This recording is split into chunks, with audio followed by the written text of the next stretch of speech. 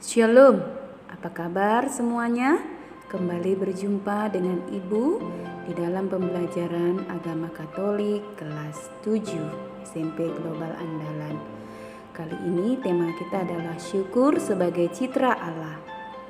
Adapun tujuan pembelajaran kita yang pertama, kedua, ketiga, dan keempat adalah mampu menyebutkan hal-hal yang patut disyukuri dalam hidup. Yang kedua, kita mampu menjelaskan unsur-unsur yang penting disadari agar dapat bersyukur. Dan yang ketiga, mampu menjelaskan pesan kitab Lukas 17 ayat 11-19 berkaitan dengan sikap syukur. Dan yang keempat, mampu menyusun doa syukur atas anugerah kehidupan yang diterimanya. Anak-anak kami yang terkasih, marilah kita awali pertemuan hari ini dengan berdoa dalam nama Bapa dan Putra dan Roh Kudus. Amin. Allah Bapa yang penuh kasih, kami bersyukur kepadamu buat hari yang telah Kau berikan sepanjang hidup kami. Kami sungguh merasakan kasih-Mu yang senantiasa menyertai perjalanan hidup kami. Dengan cinta dan kasih yang kami rasakan memampukan kami senantiasa bersyukur kepadamu. Semoga kami semakin dapat mengimani dan menjalankan kehidupan kami sesuai dengan kehendak-Mu. Demi Kristus Tuhan kami. Amin. Dalam nama Bapa dan Putra dan Roh Kudus. Amin. Anak-anakku yang terkasih, mengapa orang harus selalu bersyukur? Yang pertama, karena Tuhan yang memberkati kita setiap hari. Kasih Tuhan yang selalu mengalir di dalam hidup kita. Dan yang paling utama karena Allah telah memberikan putranya Yesus Kristus untuk menebus dosa kita. Sebagai orang beriman, tentu kita harus menyadari bahwa segala penyelenggaraan hidup kita itu adalah campur tangan Tuhan. Bukan karena kehebatan kita masing-masing, tapi kita percaya bahwa Tuhan yang senantiasa hadir menyertai kita, memberkati kita hari demi hari. Sekarang coba anak-anakku lihat buku halaman 29. Di situ ada tentang catatan harian Martin mulai dari 10 Juni sampai 27 Agustus. Nah, di situ Martin menuliskan segala pengalaman yang terjadi di dalam hidupnya. Martin menyadari bahwa segala pengalaman yang dia ungkapkan setelah dia renungkan kembali merupakan hal-hal yang bisa mendorong dia untuk bersyukur. Walaupun terkadang pengalaman itu membuat dia sedih, kecewa, namun jika diambil sisi positif dan imannya bahwa apapun yang terjadi di dalam hidupnya masih banyak yang harus disyukuri. Nah, sekarang apakah kamu memiliki pengalaman seperti Martin? Pasti kita punya keluh kesah masing-masing di dalam hidup kita. Tapi bagaimana kita menyikapi setiap problema kehidupan yang kita hadapi? Terutama dalam masa pandemi ini, banyak sekali keluhan-keluhan, bukan hanya anak-anak ibu di rumah. Semua orang pada saat ini sedang merasakan begitu pahitnya atau begitu susahnya menjalankan segala aktivitas.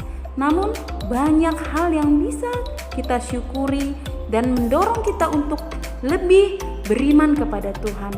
Jadi, mengapa kita harus bersyukur? Sebagai citra Allah, kita diberi keistimewaan, yaitu mampu bersyukur kepada Tuhan. Karena kita mampu mengagumi keindahan, karya, serta penyertaan Tuhan di dalam hidup kita. Kita juga mampu mengakui bahwa apa yang dilakukan Tuhan tersebut sebagai cara Tuhan mencintai diri kita. Yang ketiga, kita mampu mengungkapkannya dengan ibadat dan mewujudkan syukur itu di dalam kehidupan kita sehari-hari melalui tindakan. Sekarang mari kita menggali pandangan Kristiani tentang syukur atas hidup. Ada cerita tentang ke-10 orang kusta, Lukas 17 ayat 11 sampai 19. Pada suatu hari Tuhan Yesus sedang berjalan memasuki sebuah desa. Dan tiba-tiba datanglah 10 orang kusta ingin menemui Tuhan Yesus. Mereka tidak berani mendekat Yesus. Oleh karenanya mereka berdiri agak jauh karena penyakit mereka adalah penyakit menular. Dan biasanya orang-orang mengucilkan orang-orang kusta ini. Bahkan dia harus tinggal di pinggir-pinggir kota karena orang tidak mau ketularan penyakitnya. Mereka pun berteriak kepada Yesus, "Guru, kasihanilah kami." Mereka percaya bahwa Yesus mampu menyembuhkan penyakit mereka. Lalu Tuhan Yesus melihat mereka dan berkata, "Pergilah, perlihatkan dirimu kepada imam-imam." Mereka bingung karena para imam menganggap orang-orang yang penyakit kusta ini adalah orang-orang yang dikutuk oleh Tuhan karena dosanya, sehingga mereka diasingkan. Jadi mereka merasa mustahil bisa pergi ke kota untuk menemui imam-imam. Dan Yesus ingin menunjukkan bahwa mukjizat terjadi. Lalu dengan penuh iman mereka pergi kepada imam-imam. Mereka seperti didorong oleh keinginan untuk sembuh dan mereka percaya bahwa Yesus mengatakan hal yang benar, bahwa mereka akan sembuh. Dan benar saja, di tengah perjalanan sakit kusta mereka hilang dan sembuh.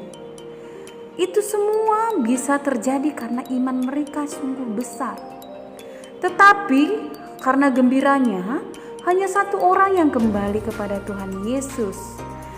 Dia adalah orang Samaria. Tergeraklah hatinya untuk mengucap syukur karena telah beroleh kesembuhan, karena penyakitnya telah ditahirkan oleh Yesus. Dan dia pun berjumpa dengan Yesus.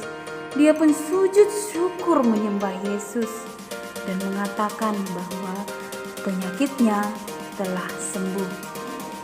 Yesus pun sangat gembira melihatnya dan berkata, "Tapi di mana 9 orang yang sembuh tadi?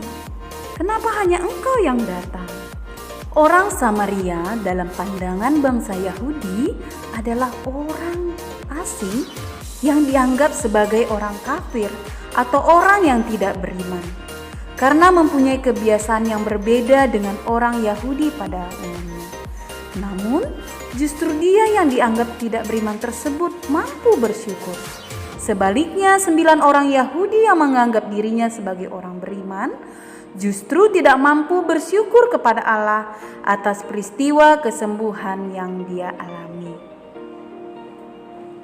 Tuhan Yesus pun berkata kepada orang Samaria itu, "Berdiri dan pergilah, imanmu telah menyelamatkan engkau."